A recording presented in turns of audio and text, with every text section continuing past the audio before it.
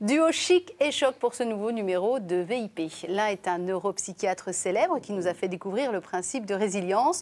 L'autre est un philosophe suisse non moins connu qui a fait de son handicap le socle de sa faiblesse et donc de sa force. J'ai le grand plaisir de recevoir Boris Cyrulnik et Alexandre Jolien. Messieurs, bonjour. Bonjour. Alors on a découvert dans les coulisses que vous connaissiez déjà bien. Donc il y a déjà une complicité naturelle installée entre vous deux. On est bien d'accord. On vous a sous-titré, Alexandre Jolien, vous verrez ça quand vous découvrirez l'émission après, écrivain et philosophe. Et quand on va voir sur votre site, vous marquez écrivain et philosophe, mais avant vous marquez homme, écrivain et philosophe. C'est intéressant comme précision. Oui. Pourquoi vous avez dit ça? Au cas où il y aurait des doutes. Oui, c'est bien de démarrer une relation sur des bonnes bases. Non, c'était juste pour revendiquer le droit d'être un homme à part entière et contre le danger d'être réduit justement au handicap. Ouais. Donc c'est ce que ça vous est déjà arrivé qu'on vous réduise à ce handicap moteur avec lequel vous êtes né, qui a fait que vous avez passé 17 années en institut. Oui. On vous a beaucoup résumé à ça et dénié ce profil d'homme finalement. Oui, exactement. Profil qu'on vous a vous aussi refusé, profil d'homme, Boris Cyrulnik. On va parler de votre enfance. Vous avez eu tous les deux des enfances assez à part, très différentes l'une de l'autre. Mais vous aussi, en tant que juif, pendant la Deuxième Guerre, on vous a complètement dénié, même à 6 ans, tout petit, le droit d'être un homme plus tard. Oui, absolument. Je considérais que j'étais chassé de l'humanité et que je n'avais pas la possibilité d'être... J'avais pas le droit d'être humain alors que j'en avais la possibilité. Donc il a fallu faire comme Alexandre, il a fallu gagner sa place. Vous pourriez marquer ça aussi, homme, et après neuropsychiatre et enseignant à Toulon. Enfin, dans le livre que vous venez de sortir, Boris Cyrulnik, Sauve-toi, la vie t'appelle, qui est édité chez Odile Jacob, ça commence lors de votre deuxième naissance, vous avez 6 ans et demi, parce que la première, à peu près comme nous tous, hein, vous ne vous en souvenez pas.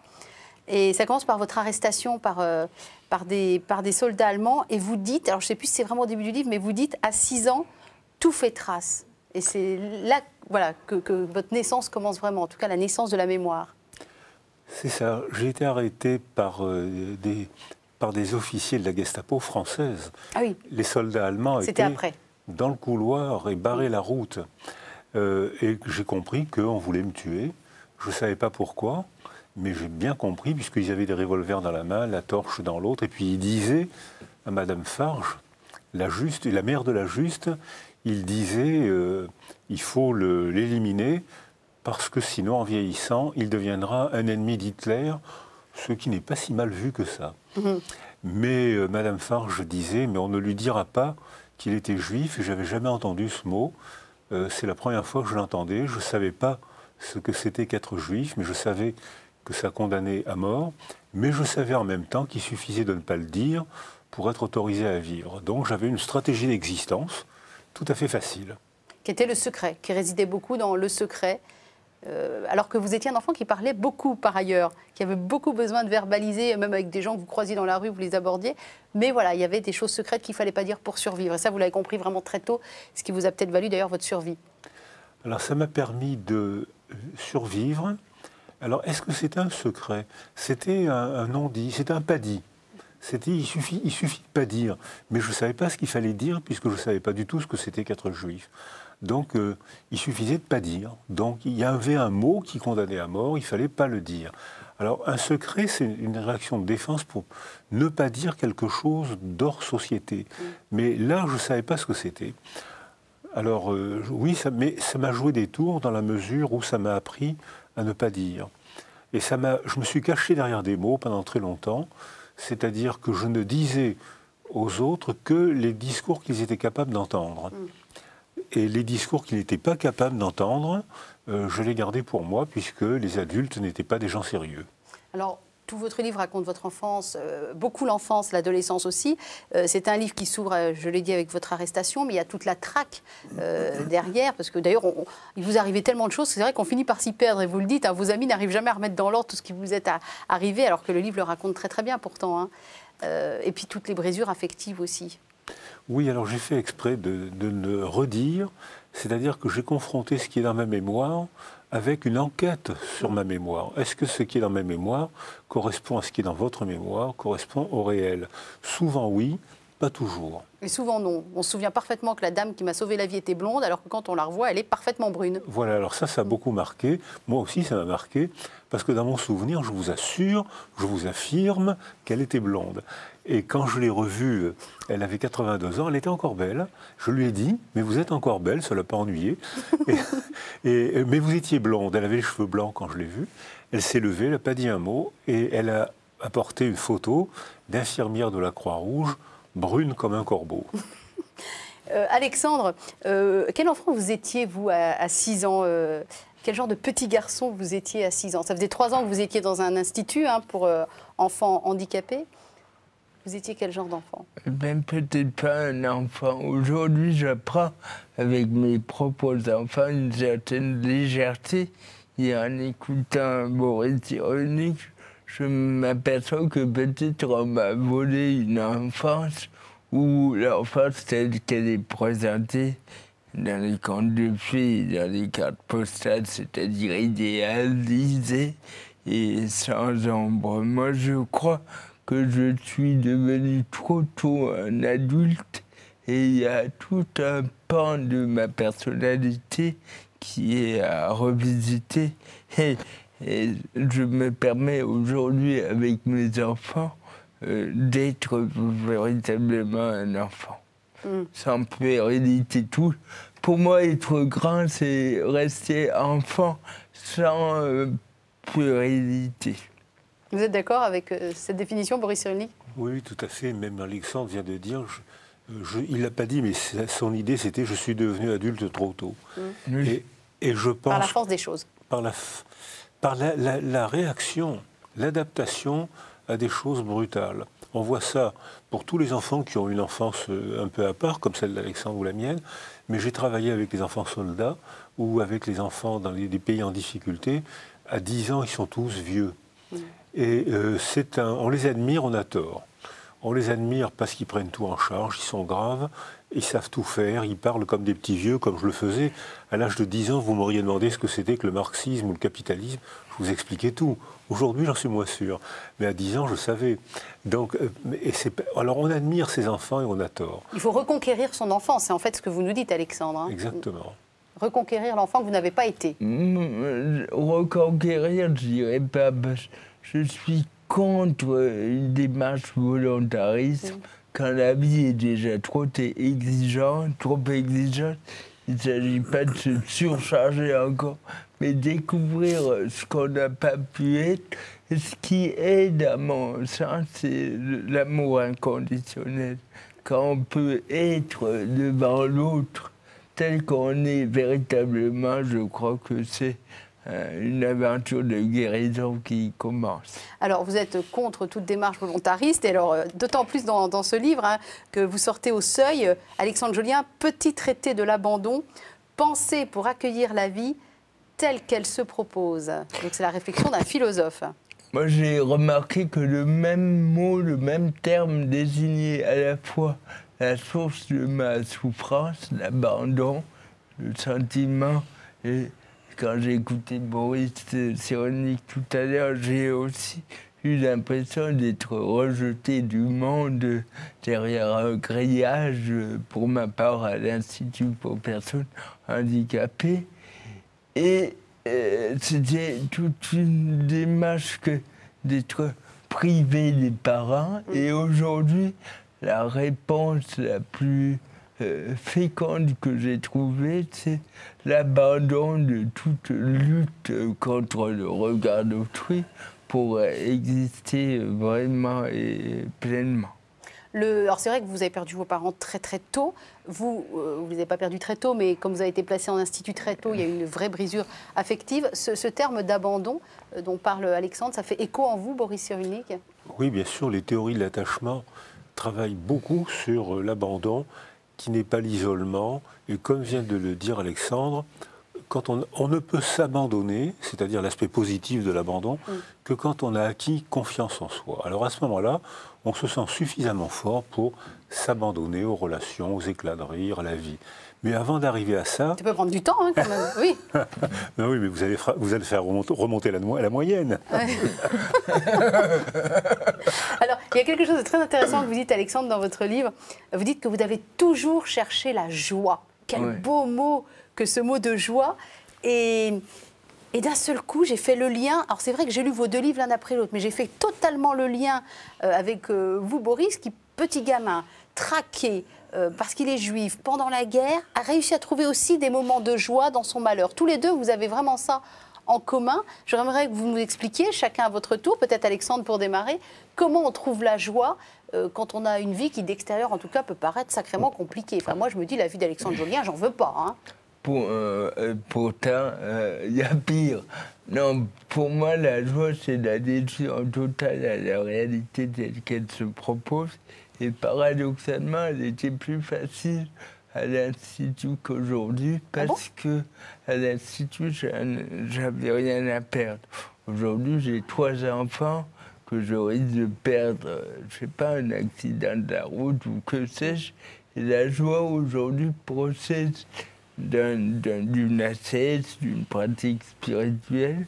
Elle est moins donnée que quand je n'avais plus rien à perdre. C'est pour ça que pour moi, la philosophie, la démarche spirituelle me rapproche de la joie. Mais la joie, dès lors qu'on s'en fait une représentation, elle nous fuit.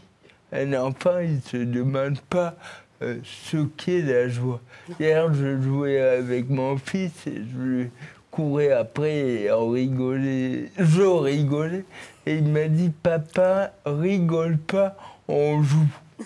C'était fantastique, cet appel à la gravité, rigole pas, on joue.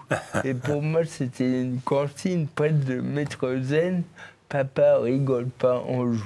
Il y a un autre exemple très joli sur la joie que vous donnez dans le livre, c'est comment votre fils Augustin, qui a 6 ans, vous apporte un yaourt et vous lui dites « Attends, mon petit coco, quand on a un papa handicapé, on rapproche le yaourt, puis surtout on lui apporte une cuillère. » Et ça aurait pu vite virer à quelque chose de pas très sympa. Et d'un seul coup, expliquez-nous comment vous en avez fait un moment de joie de ce yaourt sans cuillère. J'étais dans ma chambre et j'ai pris le maillet du gong de méditation et j'ai planté dans le yaourt et j'ai mangé ça. Et en gros, ça lui montrait une leçon que son papa était handicapé, donc pas comme les autres. Mais à la fois, dans un éclat de rire, il y avait une distance par rapport au pathos qui aurait pu s'emparer de la situation. Et pour moi, cette légèreté, elle est à redécouvrir.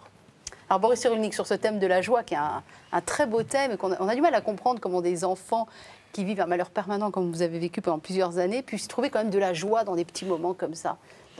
Alors, je vais reprendre ce que vient d'expliquer Alexandre. Pendant la guerre, je me sentais en sécurité. J'ai connu beaucoup de moments de joie. Et c'est après la guerre que c'est devenu difficile. Pendant la guerre, le monde était binaire. Et la pensée des enfants commence par tout ce qui n'est pas grand et petit, tout ce qui n'est pas gros et maigre, tout ce qui n'est pas homme et femme. Et hop, les catégories sont claires. Tout ce qui n'est pas bien et mal aussi. Tout ce qui n'est pas bien et mal. Ça, c'est la catégorie importante pour un enfant.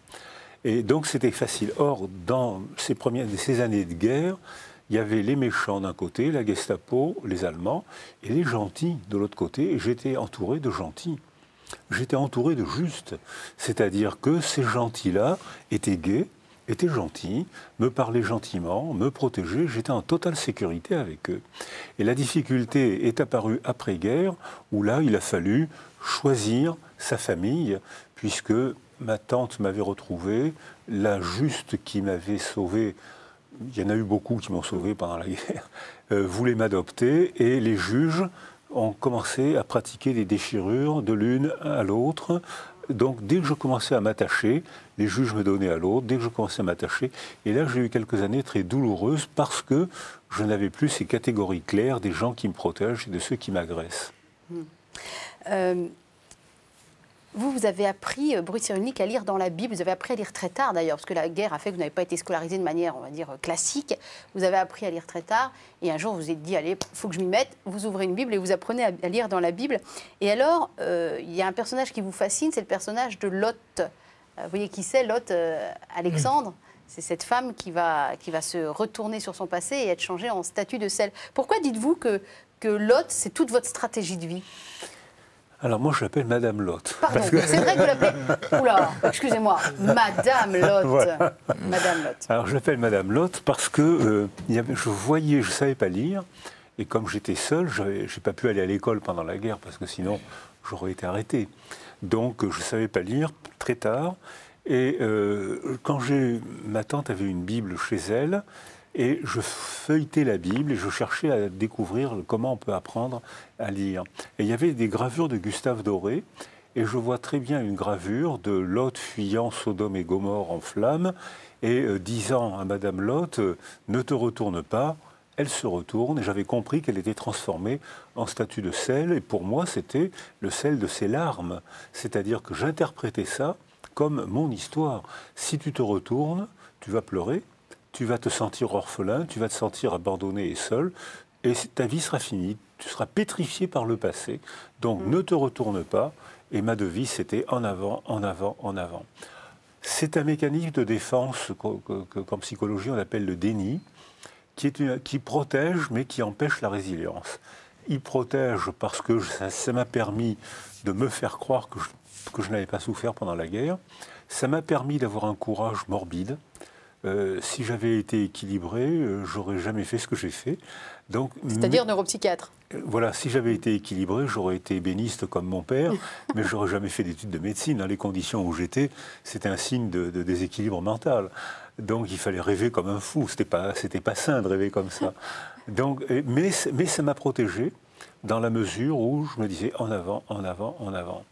Mais ce n'est pas un mécanisme de résilience parce que cette protection était une forme d'amputation de ma personnalité. Empêche le travail finalement. Voilà. Empêche le travail, empêche la représentation de soi de manière cohérente. J'amputais toute une partie de mon histoire, de ma famille, de ma personnalité pour me construire tant bien que mal. Alors vous avez quitté Madame Lot, pardon, pour qui alors? Alors j'ai quitté Lot et j'ai rencontré cette tante, j'ai rencontré des institutions qui avaient la même stratégie. C'était la stratégie de tous les Français d'après-guerre. Il y avait eu un risque de guerre civile à la fin de la guerre. Il y avait eu quand même entre 8 à 12 000 fusillés. Aujourd'hui, on considérerait ça comme énorme. On en parlait à peine. On en parlait tous les jours. Il y avait un petit entrefilet. Brasilac a été fusillé. Il y avait 10 lignes. Il y avait tous les jours un peu, mais ce n'était pas le scandale que ce serait aujourd'hui. Alors, il fallait reconstruire la France. Et il fallait éviter la guerre civile. Donc il fallait que les Français oublient leur passé, se raccommodent, c'était l'expression qui était employée, et c'était l'époque où la CGT et le Parti communiste demandaient aux ouvriers de travailler les week-ends gratuitement. Demandez à la CGT aujourd'hui de travailler gratuitement. De travailler gratuitement, vous allez voir. Ça passerait un petit peu mal. Est-ce que la stratégie de Lot a été aussi la vôtre, Alexandre Jolien, face au handicap ? Oui, ouais. Bon, c'est un trait universel, c'est pas pour rien qu'elle est dans la Bible. Habiter le présent, être ici et maintenant, c'est pas une attitude spontanée quand le regret et l'attente pèsent sur le présent. On peut pas être dans la joie, mais c'est une stratégie. Il ne faut pas voir ça comme un mal absolu, c'est une étape. Comme vous avez bien dit, on peut quitter Madame Lot pour s'ouvrir à autre chose. Est-ce qu'il y a un passage, vous, de la Bible qui vous attire particulièrement ou qui fait particulièrement écho en vous? Moi, je lis souvent la Bible. J'ai lu récemment un livre d'Éric Mangin sur Maître Eckhart que vous avez reçu sur votre chaîne.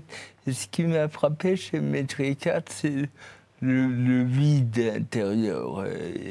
Le serment 1 en allemand dit qu'il s'agit d'éliminer tous les marchands du temple ça m'a beaucoup apporté parce que ça me ramène à l'idée qu'il y a déjà la joie, la paix, la sérénité en soi, et tout ce qu'on recherche avec avidité, c'est déjà là.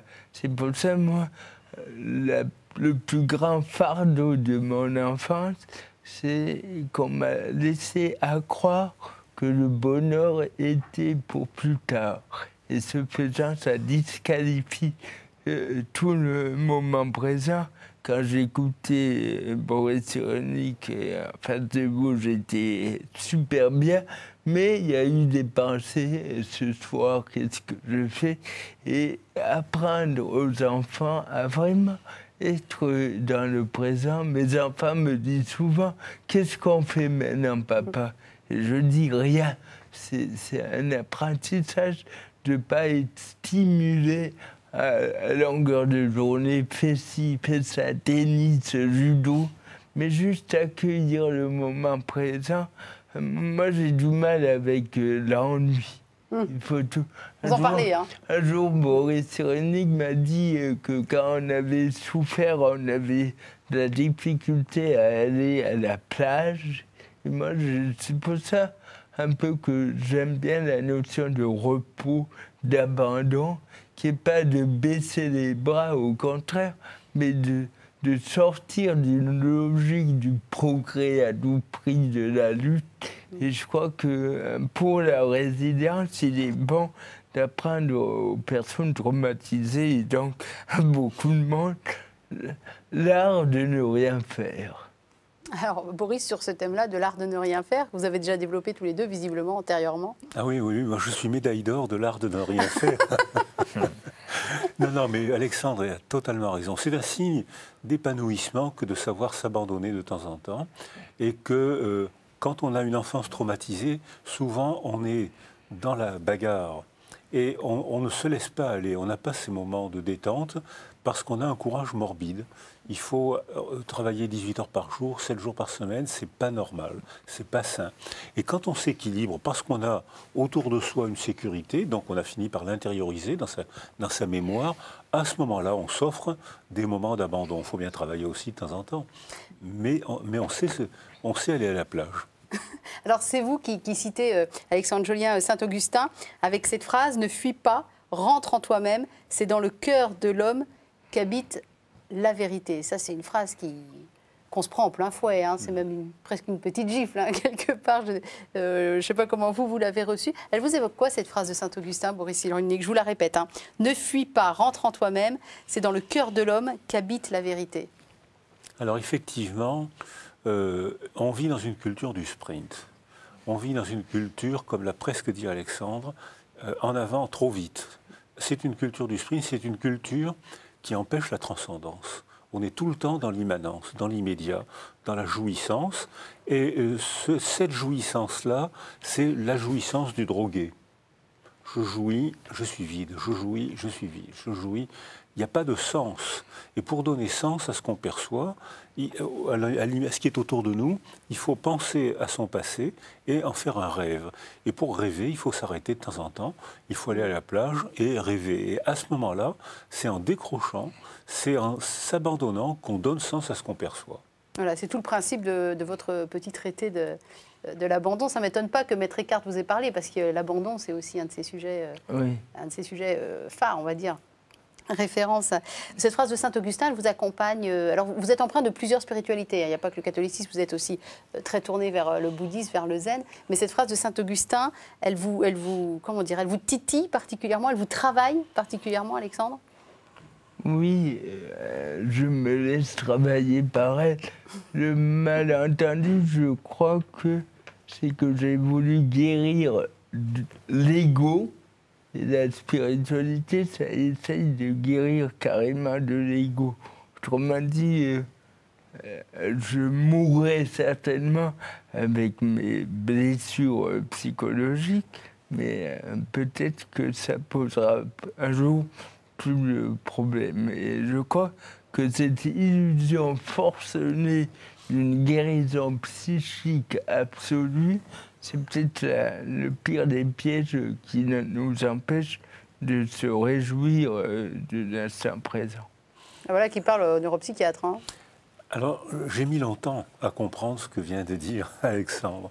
C'est que j'étais médecin, j'ai été psychiatre, psychothérapeute, et je voulais à toute force guérir. Et j'ai mis longtemps à comprendre ce qu'Alexandre vient de dire, c'est que on finira notre vie avec les blessures qui font partie de notre identité, la sienne comme la mienne. On est constitué par cette blessure, ce qui ne veut pas dire qu'on ne va pas arracher des moments de bonheur et des moments de relations agréables, mais on est identifié, constitué par ces blessures. Et je pense que si on cherche à trop les effacer, on va atténuer notre personnalité. Elles font partie de la construction de notre personnalité. On s'est même construit contre ça, avec ces blessures et contre ces blessures. Donc voilà, on est comme ça, on finira notre vie comme ça, et il ne faut pas tout effacer. Alors vous avez chacun choisi votre outil, parce que le gros parallèle entre vos deux livres, donc je rappelle, Sauve-toi, la vie t'appelle chez Odile Jacob pour Boris Cyrulnik, Petit traité de l'abandon au Seuil pour Alexandre Jolien, c'est que ce sont vos deux vies mises en perspective. Alors vous, par le travail sur la mémoire et par votre métier de psy, et vous, par le métier de philosophe, ce qui permet d'avoir une sorte de recul et de distance sur vous-même, finalement. Et on sent que ces outils-là, ils vous étaient totalement essentiels. Enfin, quand vous dites dans votre livre, j'aurais pas pu être autre chose que psy, on veut bien vous croire. Et j'ai tendance à penser, Alexandre, que vous n'auriez à peu près rien pu faire d'autre que d'être philosophe. Est-ce que je me trompe? J'aurais voulu être chauffeur poids lourd, Chauffeur comme poids mon lourd. frère, Oui. mais on m'a refusé pour des raisons personnelles, mais ça aurait été mon rêve. Et pour moi, la culture, l'intellectualisme, j'allais dire, c'est une stratégie de défense. De nouveau, et c'est à redécouvrir aujourd'hui pour m'en réjouir, mais il faut faire attention, pour prendre un terme cher à Boris Cyrulnik, que les vilains petits canards n'aient pas à hyper compenser pour être aimés. De nouveau, on sort de l'amour inconditionnel. Il me semble que quand on est traumatisé, quel que soit, on doit hyper compenser pour rentrer dans la norme. Et c'est un combat qui, à long terme, est épuisant. Et c'est pour ça que je me fais aujourd'hui le promoteur de l'abandon, même pas du lâcher-prise.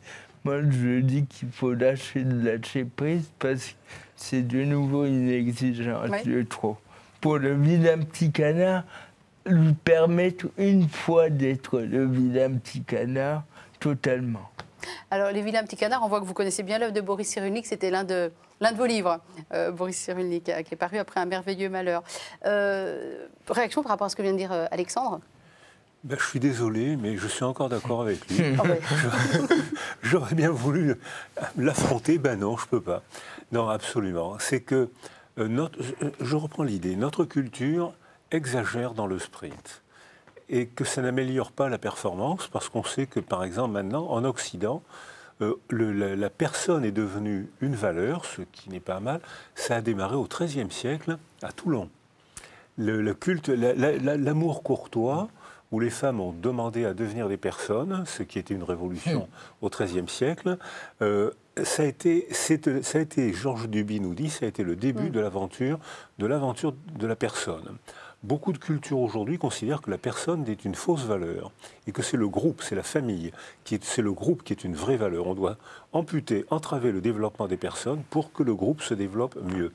Notre culture fait le contraire, c'est-à-dire que c'est la personne qui est devenue la valeur suprême, quel que soit le prix que ça coûte au couple, à la famille ou au groupe. Et là, je pense qu'on est en train de faire une mauvaise affaire, c'est-à-dire que notre culture est en train d'évoluer vers Narcisse. Et Narcisse est mort noyé, il n'aimait que lui. Il n'avait pas appris à aimer quelqu'un d'autre. Il se trouvait beau et il se mirait jusqu'au vertige qui l'a fait tomber dans l'eau et se noyer. Donc je pense que autant la personne est une valeur de l'Occident tout à fait respectable, autant je pense que la personne que les autres doivent payer, c'est une culture qui est en train de devenir perverse. Et c'est un peu ce que son copain Michel Foucault, c'est votre copain, non? Michel Foucault, le philosophe, nous explique, c'est que Une institution qui n'accepte pas la critique ou qui n'accepte pas l'évolution ou qui n'accepte pas le changement évolue spontanément vers la perversion, c'est-à-dire un monde sans autre. Il n'y a que moi qui compte, moi Narcisse, moi mon clan, moi mon groupe familial, mon clan. Alors Alexandre, j'ai une petite surprise pour vous. Une petite bafouille, hein. C'est pas grand-chose, mais j'espère que ça va vous faire plaisir. On a reçu il y a quelque temps un invité, quelqu'un qu'on aime beaucoup dans cette émission, un grand acteur qui a voulu vous, sachant que vous alliez venir, qui a voulu vous envoyer un petit message. Donc je ne vous dis pas qui c'est, vous allez le découvrir à l'antenne, vous allez tout de suite le reconnaître, déjà la voix, je pense, avant même de le voir. Il a un petit message à vous envoyer, donc on va l'écouter.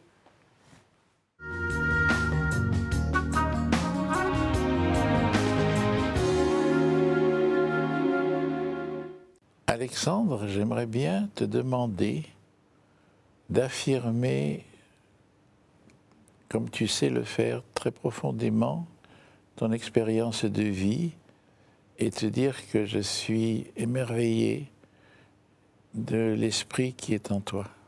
Voilà. Alors continue, on t'aime. Merci à Michael Lonsdal qui était à votre place il y a très peu de temps. Vous vous connaissez déjà tous les deux?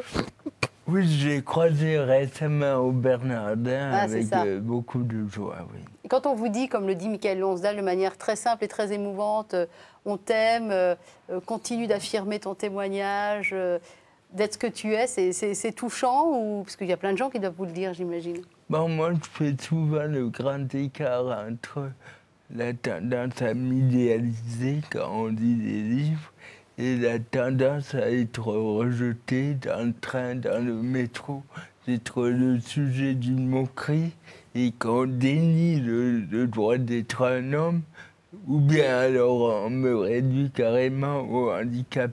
Donc tout cela constitue un piège pour tomber dans un narcissisme. Et donc, je me laisse pas déterminer.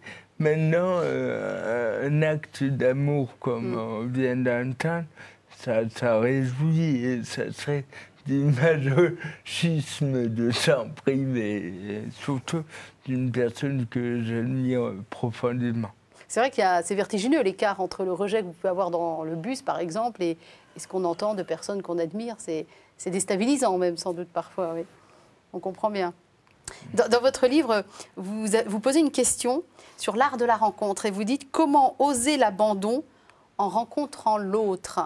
Et alors tout de suite, moi j'ai fait le pont avec vous, Boris Cyrulnik. Je n'ai pas arrêté de faire des ponts entre vous deux livres. De toute façon, il faut les acheter tous les deux en même temps, en fait. C'est ça qu'il faut faire. Il faut faire un print gros. Parce qu'à un moment, vous parlez d'un compagnonnage. Plusieurs fois, vous revenez sur votre amitié avec Georges Perec. Enfin, d'un compagnonnage, on va dire, avec Georges Perec. Et vous parlez à un moment de frère Benoît. Donc j'aimerais bien qu'on évoque ces deux personnages très différents. Comment, je vous pose la question, Boris Cyrulnik, comment oser l'abandon en rencontrant l'autre? Qui s'appelle Georges Perec, qui s'appelle autre chose, hein, mais... Alors, quand on rencontre l'autre, on rencontre d'abord l'idée qu'on se fait de l'autre. Et c'est seulement petit à petit qu'on rencontre et qu'on découvre qui est l'autre. Donc c'est une co-construction. Alors que quand on rencontre l'autre, elle porte sur lui, sur elle, les signes, les vêtements, les mots qui nous parlent, de nous, qui nous touchent. Sinon, on ne le rencontre pas, on se contente de se croiser. Alors j'ai rencontré Perec de manière très étonnante. On a la même enfance. Ses parents, son père s'engage dans l'armée française, comme le mien, il disparaît.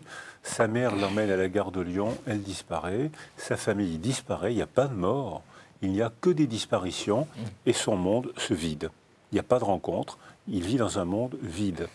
Et à ce moment-là, il est hébété, il est très mauvais élève, il ne comprend rien, il est hébété, jusqu'au jour où il comprend que la disparition, en fait, c'est la mort de ses parents, et il décide de devenir écrivain pour leur offrir une sépulture. Il a 8 ans. Une sépulture de lettres, de mots. À 8 ans, il dit qu'il est écrivain. Il l'a dit. À 8 ans, il le disait, il l'a dit. Et il décide d'écrire la vie de ses parents pour leur offrir une sépulture. Et là, l'école prend sens et il devient bon élève. Et il écrit un livre qu'il intitule La disparition. Et ce qui a disparu, c'est la voyelle E, qui désigne mes parents disparus. E-E-U-X. Ouais. E-E-U-X, mes parents disparus. Alors, j'ai été étonné des croisements qu'il y avait entre Pérec et moi, son amour de la littérature, son amour de la science. Il a été archiviste à l'hôpital Saint-Antoine, chez mon ami Ferrari, qu'il a eu comme archiviste. Il paraît qu'il était très drôle. Et au fond de lui, il y avait un énorme trou qu'il comblait par la psychanalyse et par la littérature. Et ce trou-là était comblé. Il en faisait une œuvre d'art. C'est-à-dire qu'il cherchait à comprendre, à écrire, à imaginer, et il inventait les parents qu'il n'avait pas eus. Il avait sublimé, on peut dire. Est-ce qu'on peut dire ça? C'est un Alors, terme un peu touchy, sublimer, quand on parle à un psy. Alors, oui, on dit souvent ça, on peut si vous voulez. Hein. Je crois que surtout qu'il avait métamorphosé. Quand on est, comme vous me l'avez invité à le dire tout à l'heure, une partie de moi, quand j'étais enfant, était bavarde. Mais je parlais pour me cacher. Je ne disais que ce que vous étiez capable d'entendre. Et il y avait au fond de moi une crypte que Louis Malle, dans son film, a très bien décrit. Il y avait une crypte qui, de temps en temps, les fantômes de ma crypte bredouillaient. Qu'est-ce que c'est que ça? Il est clair, il joue, il travaille, et puis de temps en temps, il devient sombre, on ne comprend plus ce qu'il dit. Les fantômes avaient murmuré et s'étaient quand même exprimés. Et Pérec écrit ça extrêmement bien. On a été à Villard-de-Lans. J'ai appris il n'y a pas longtemps qu'on était dans des institutions voisines. Il a travaillé en milieu psychiatrique, il n'a pas été psychiatre. Donc on a partagé énormément de choses. D'où le terme de compagnonnage. Je vous pose la question aussi à vous, Alexandre. Comment oser l'abandon en rencontrant l'autre? J'ai rencontré récemment une fille qui a 18 ans et qui est autiste. Et sa mère m'a dit Marine, elle ne ment jamais. Et ça m'a stupéfait parce que je me suis aperçu que peu ou prou, tous les jours, je compose un rôle, ne serait-ce que la question comment ça va, je réponds pas. Si je vais mal, je le dis quand même très bien. On fait tout ça un peu, hein. Et cette injonction, cet appel à la conversion, et me plaît l'idée que quelqu'un qui paraît en dehors des normes sociales m'invite à être vrai et justement pour rencontrer l'autre, déposer ce vernis, cette protection, cette armure, ces conventions pour juste être là tel que nous sommes véritablement. Lorsque vous avez été faire une retraite dans un monastère, vous avez rencontré un frère qui s'appelle Frère Benoît, dont vous parlez dans votre livre. Qu'est-ce qui vous a appris, cet homme-là? Justement, j'ai fait une retraite avec lui et les premiers jours, je m'embêtais sérieusement parce que précisément, il n'y avait plus rien à faire et j'étais déconcerté. Et quand je lui disais toutes ces bêtises que je faisais, c'est rien de grave, il disait... Pour essayer d'occuper le temps. Ouais. Tu peux faire n'importe quoi, tu ne peux pas faire que je l'aime pas. Et depuis, c'est un regard que j'essaye et que j'ai envers mes enfants. Je m'appelle une fois, j'ai dit à mon fils, tu pourrais cramer la baraque, je t'aimerais quand même. Mais je te déconseille vivement de faire. Autrement dit, je pense que si on n'a pas eu ce regard d'amour inconditionnel, on va être des mendiants d'affection et on va peut-être être sujet à toutes sortes de compromissions pour avoir une reconnaissance que tout enfant pourrait avoir. Il vous a appris aussi autre chose, une sacrée leçon, puis ça a été une leçon pour moi en vous lisant. Il vous a dit, tiens, prends ce crucifix, balance-le contre le mur. Et vous, tout de suite, blasphème, je ne vais jamais faire ça. Jamais, jamais. Mais si, vas-y, balance ce crucifix contre le mur. Donc, vous l'avez fait. Oui. Alors, dites-nous quelle leçon il en a tiré, parce que moi, jamais, j'aurais osé faire quelque chose comme ça. Justement, on aime Dieu comme une idole. Et ma femme m'a dit, on devrait faire ça avec tous les êtres humains. Mais ça, c'est beaucoup plus difficile d'envoyer ma femme contre un mur. Oui. Autrement dit, si j'aime Dieu comme une vache à lait, comme dit Maître Eckhart, si j'aime mon enfant parce qu'il me rend de l'affection, c'est pas vraiment de l'amour. Ça vous parle, Boris Cyrulnik, ce genre d'enseignement du frère Benoît? Oui, bien sûr. J'ai lu il n'y a pas longtemps un papier d'un prêtre qui disait « Le nom de Dieu ne se vocifère pas ». C'est-à-dire qu'on doit en parler avec amour, et si vous n'êtes pas d'accord, on doit s'expliquer avec amour, même si on n'est pas en désaccord. Et que la notion de blasphème est une notion très dangereuse parce que ça dépend des cultures et ça dépend des époques. Il y a par exemple, vous voyez ce geste-là, qui consiste à mettre le pouce entre l'index et le... Eh bien, ça a une signification quelconque? Mais oui, c'est ce qui a compté, c'était blasphématoire. Ah bon? Voilà. Ce geste-là était blasphématoire et au XIVe siècle a condamné les Templiers à être torturés à mort et à être brûlés vivants parce qu'ils faisaient ce geste qu'on appelait faire la figue. Eh ben, c'est le clitoris, et ça, c'est les grandes lèvres. Et ah, ils avaient de l'imagination, hein. Ok. Et on disait que quand on faisait le blasphème à la face du Christ, c'était une insulte blasphématoire. Les Templiers ont donc été accusés de blasphème, et Shakespeare en parle, et pendant très longtemps, faire la figue était considéré comme un blasphème.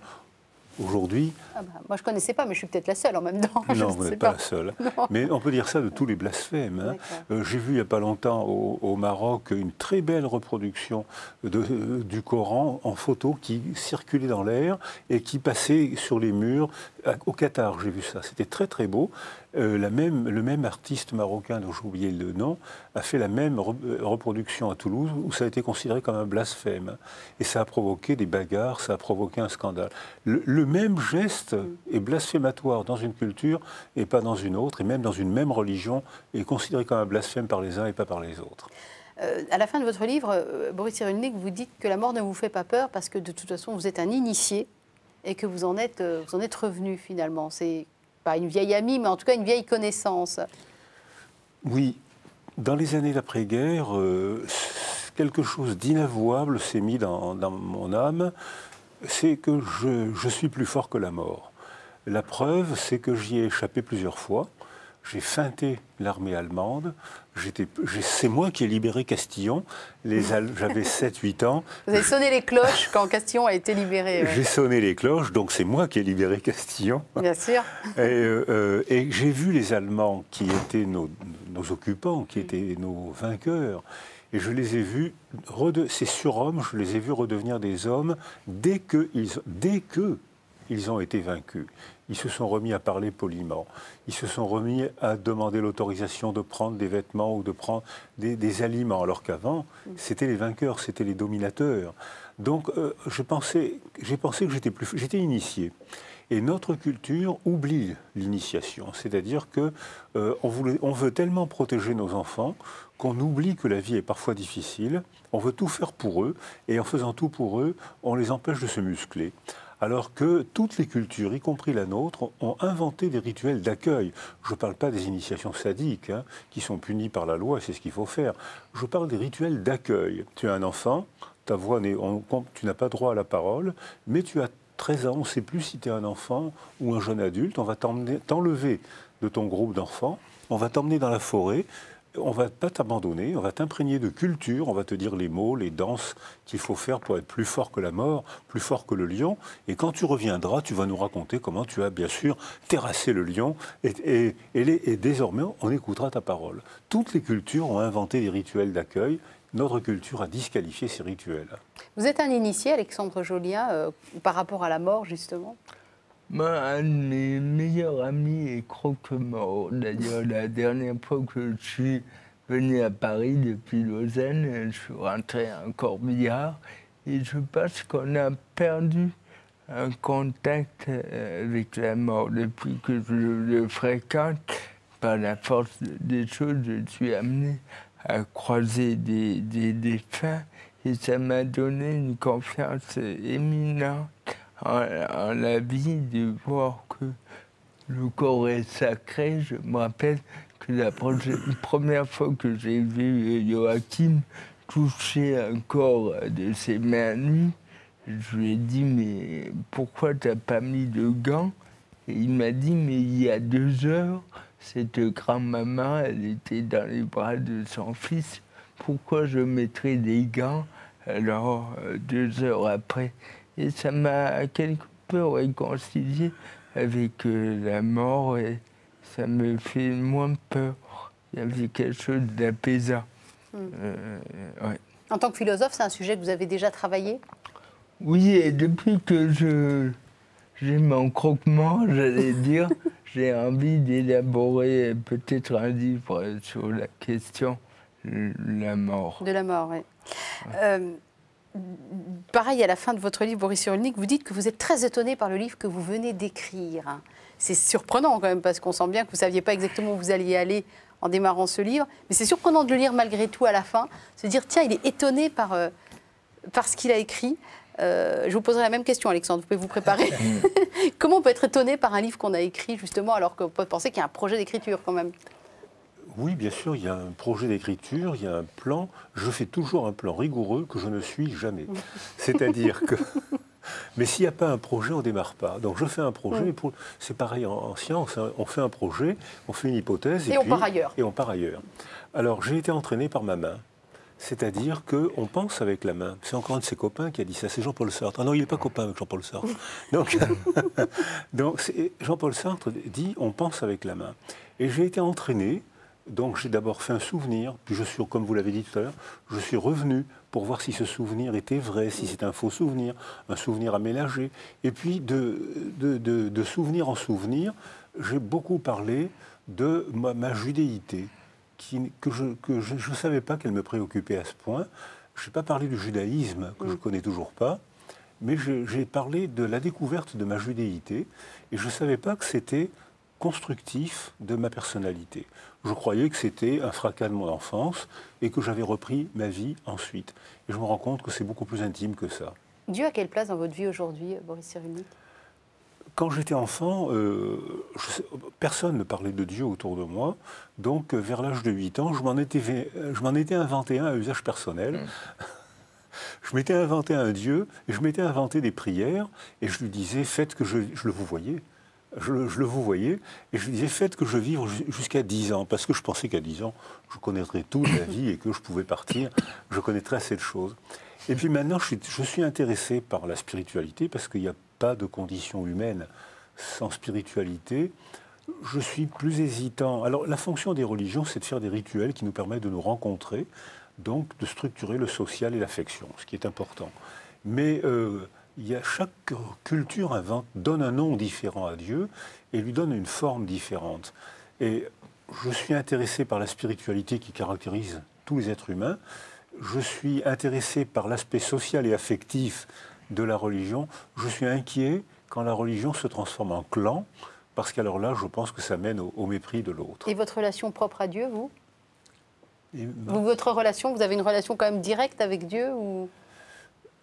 Non, il ne me fait pas signe, il ne me parle pas. Il m'intéresse, mais il ne m'a pas invité. Alexandre, alors même question, est-ce que vous d'abord vous êtes étonné par le livre que vous avez écrit qui est issu d'une conférence, hein, Petit traité de l'abandon? Je l'ai dicté parce que l'oralité est plus facile pour moi. Est-ce que vous êtes étonné par les propos que vous avez tenus? Oui, et c'est embêtant parce que mes amis, quand je ne suis pas à la hauteur dans la vie quotidienne, me disent « va lire tes ouvrages ». Dis donc, dans ton livre, tu as écrit... oui. Et quelle est la place de Dieu dans votre vie, alors? Ben justement, moi, j'aime beaucoup la tradition apophatique qui postule que de Dieu, on ne peut rien dire et que dire que Dieu est bon, c'est presque un blasphème parce que c'est utiliser des conceptions, des catégories mentales pour plaquer sur de la transcendance. Et pour moi, j'aimerais me rapprocher de plus en plus du silence intérieur pour être dans l'écoute. Messieurs, il nous reste 3 minutes. Je vais vous demander à chacun de poser une question à l'autre, puisque vous vous connaissez déjà depuis de nombreuses années, de poser à l'autre une question que vous n'avez peut-être jamais eu ni l'occasion, ni l'opportunité, ni le temps de vous poser, ni même le courage, parce qu'il y a des fois des questions pas faciles à poser.